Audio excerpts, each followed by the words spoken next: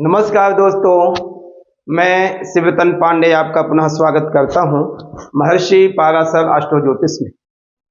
मित्रों, हमारी जो डिस्कशन अभी तक चल रही है मेष लग्न की ही डिस्कशन है। और मेष लग्न में अभी हमने सूर्य, चंद्र, मंगल, बुध, बृहस्पति, शुक्र, शनि, राहु तक हमारे सारे वीडियो अपलोड हो गए हैं। अब हमारी सीरीज चल रही है मेष लग्न के नवम भाव में धनु राशि के केतु का फल।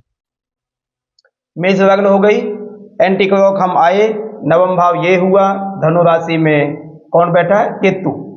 नवम अंक होता है, जो 9 अंक होता है वो धनु राशि का होता है और वहां पर केतु हमारे विराजमान है।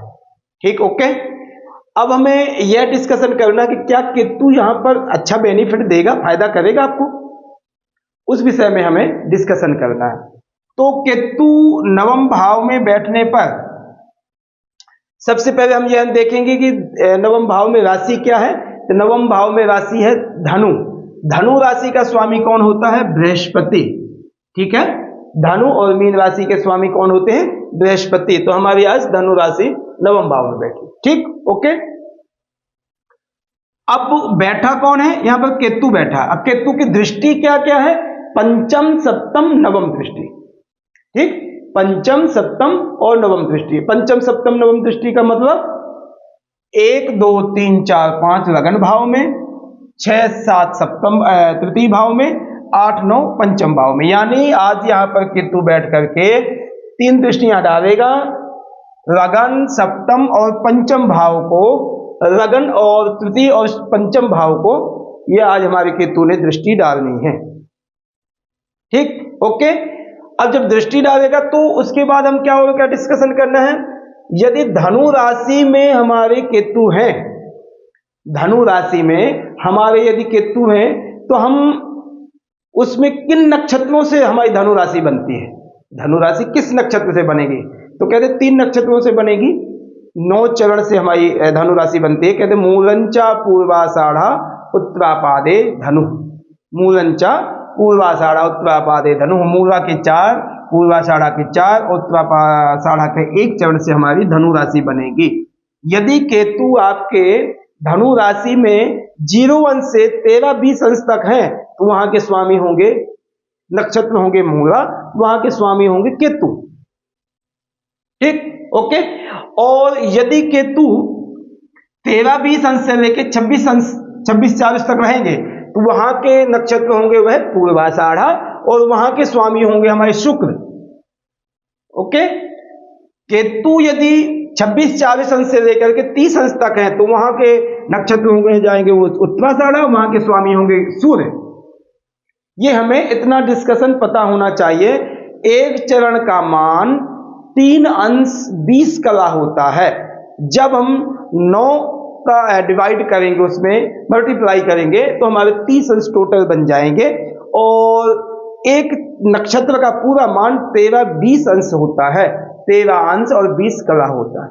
ठीक, तो जब केतु हमारी धनु राशि कंप्लीट हो गया, मूलंच, पूर्वाषाढ़ा, उत्तरापादे धनु, मूला, पूर्वाषाढ़ा, उत्तराषाढ़ा के बन करके हमारी धनु राशि बनती है। अब नवम भाव का कारक कौन है? तो नवम भाव का कारक भी हमारा यहाँ पर बृहस्पति है और बृहस्पति यहाँ के स्वामी भी हैं। देखते हैं क्या आगे कैसा फल मिलेगा। ठीक है। और एक बेनिफिट क्या है? उच्च राशि, धनु राशि जो है केतु की उच्च है, मिथुन राशि जो है नीच की है। उच्च में बैठ करके नीच को देखेंगे।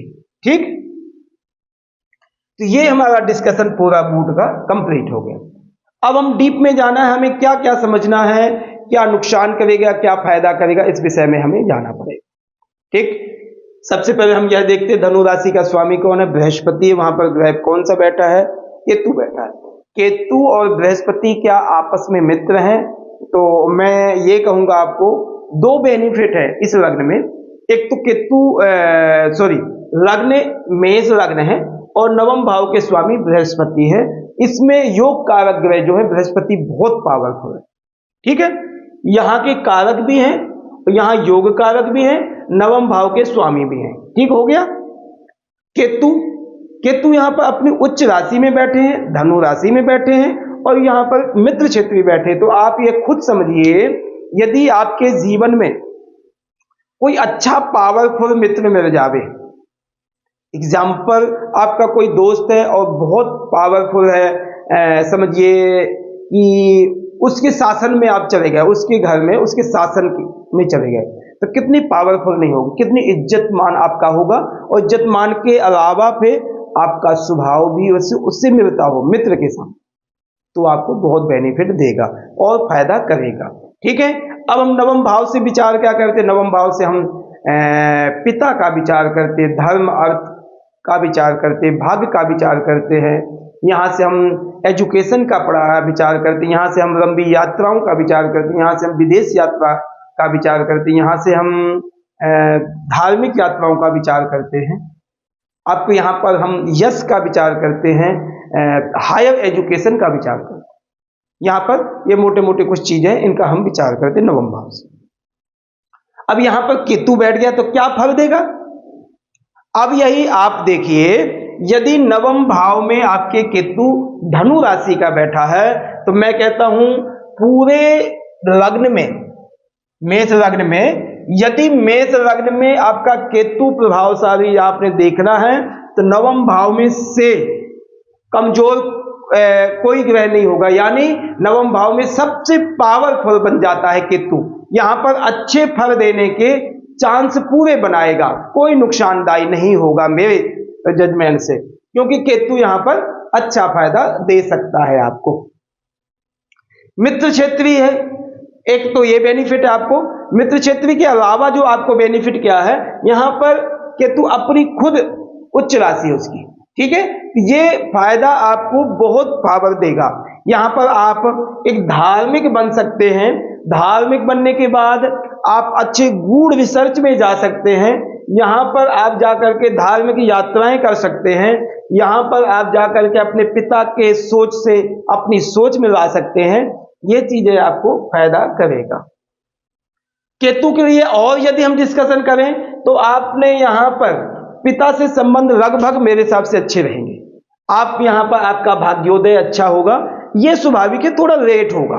केतु एक पापी ग्रह है और जो अपना भाग्योदय कराता, अपना फल देता है, वो लेट फल देता। मगर यहां पर जो भी सब्जेक्ट से व्यक्ति मास्टर्स करेगा, तो ऑलमोस्ट उसमें पीएचडी भी कर सकता है, उसमें अपना फायदा ज्यादा देख सकता है, उसमें अपने रिसर्च के लिए। तो पीएचडी करोगे तो रिसर्च तो होगा ही होगा। तो ऐसे, और फिर केतु के सब्जेक्ट क्या है? धार्मिक। कोई भी सब्जेक्ट से आप करो जो धर्म से थोड़ा सा जुड़े हैं, ठीक है, ये आपको बेनिफिट दे जाएगा केतु। यहां पर आपका भाग्योदय अवश्य कराएगा, थोड़ा लेट करा दे, मगर बृहस्पति यदि पावर है तो बहुत टाइम से अच्छा करा देगा। केतु नवम भाव में यात्राओं का कारक है और मोक्ष का कारक है। केतु हमारा मोक्ष का कारक है। तो मोक्ष हमें मिलता क्या है, कैसे है?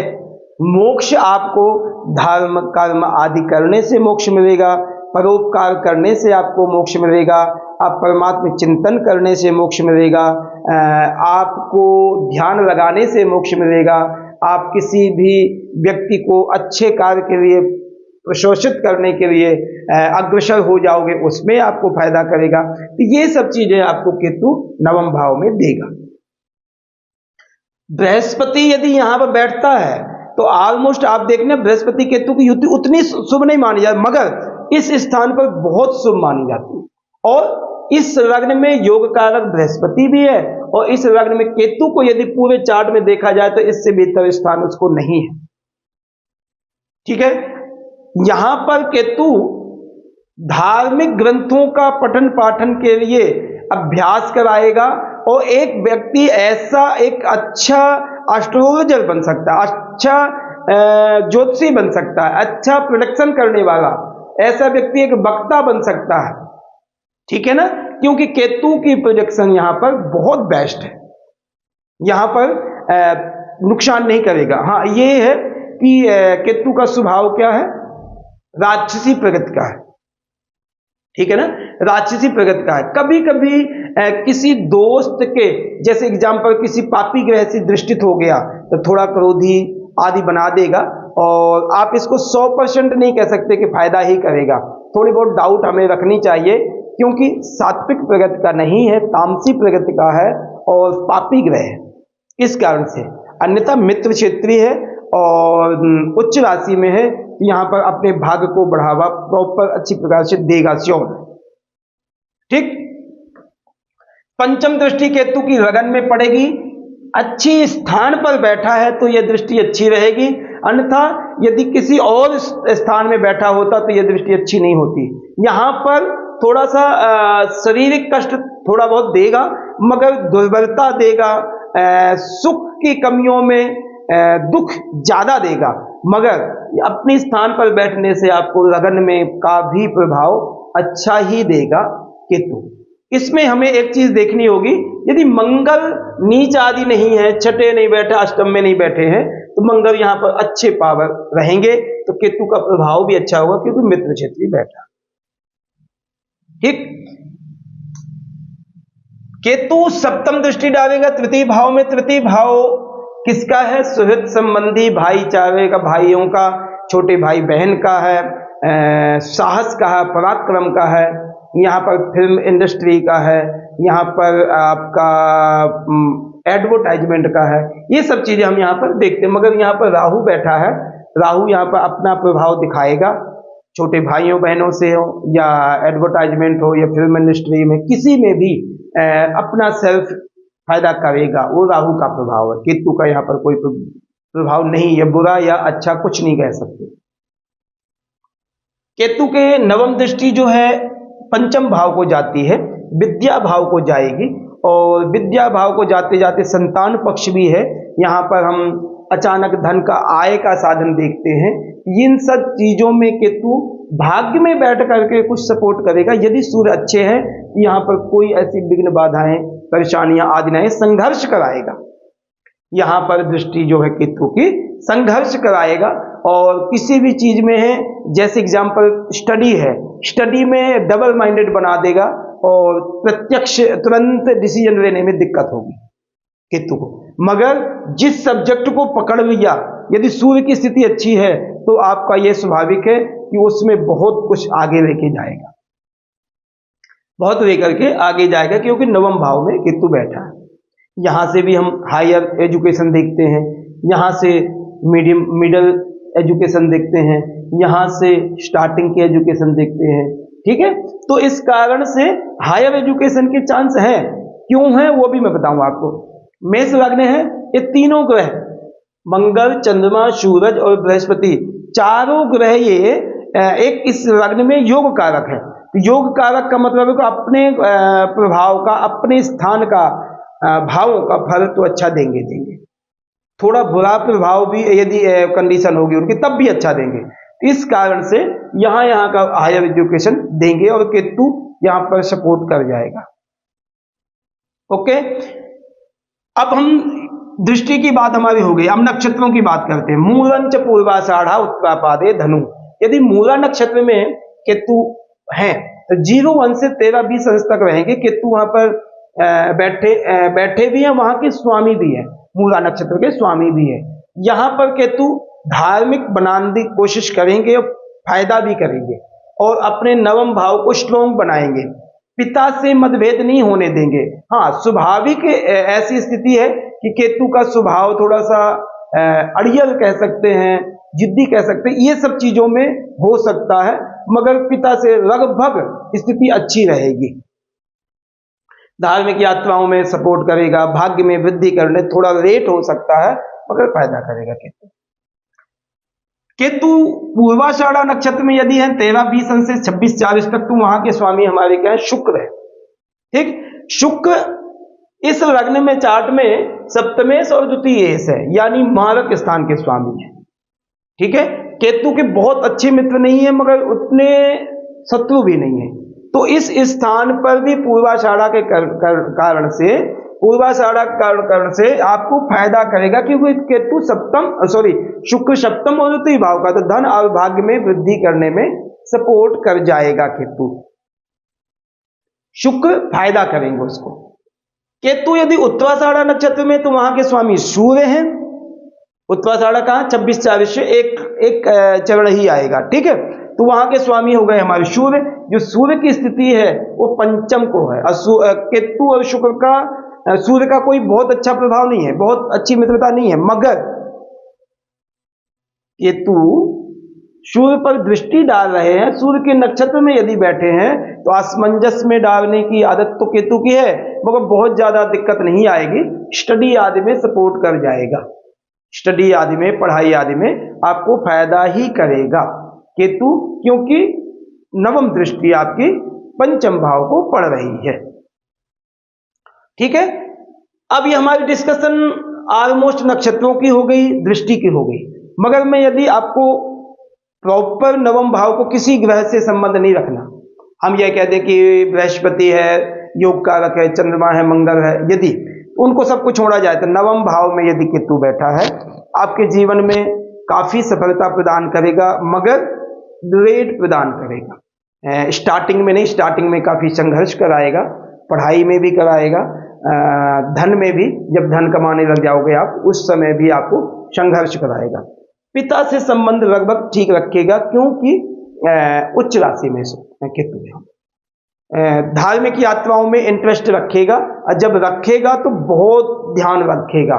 यानी कहने का मतलब यह है कि यदि जवानी में इसके इंटरेस्ट नहीं हुआ तो यानी 40 के बाद ऐसा इंटरेस्ट रहेगा कि सब चीजों को छोड़ करके धर्म कर्म में ही लग जाएगा कि मुझे मोक्ष चाहिए। और केतु मोक्ष का प्रदाता है, वंश की वृद्धि करता है, भाग्य विधाता है, ये सब चीजें आपको केतु नवम भाव में दे सकता है।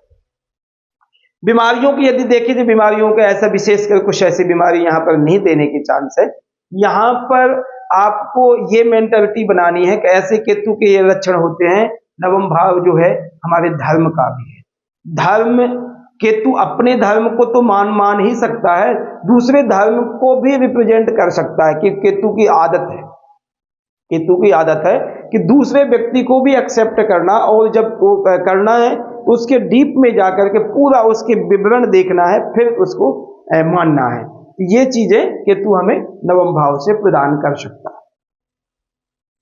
ठीक है, ये हमारा डिस्कशन था नवम भाव में धनु राशि के केतु का फल हमने डिस्कशन किया है। और प्लीज यदि मैं यहाँ पर उपाय की बात करूं तो उपाय आपने यदि नवम भाव में करना है तो विशेषकर अपने पिता, दादा, ताऊ आदि का रिस्पेक्ट करो, और जो भी कुछ धन भाग्य में कमाते हो थोड़ा अंश अपने पिता को नित्य प्रति या मंथली आदि देते हो, तो आपके आशीष से, उनके आशीष से आपका भाग्य बहुत बढ़ेगा, वो आपका जीवन सुखी रहेगा। ठीक है, और मैं अब आपसे रिक्वेस्ट करूंगा कि प्लीज आप हमारे महर्षि पाराशर एस्ट्रो ज्योतिष को ज़्यादा से ज़्यादा प्लीज सब्सक्राइब करें, कमेंट करें, बेल आइकन की बटन दबाएं। जितना ज़्यादा से ज़्यादा आप करेंगे हमारे चैनल को ग्रोथ होगी, और आपको अच्छी मैं वीडियो डालने की कोशिश करूंगा। आपको ज्ञान बढ़ेगा, आपका जीवन सुखी में रहेगा। धन्यवाद, नमस्कार।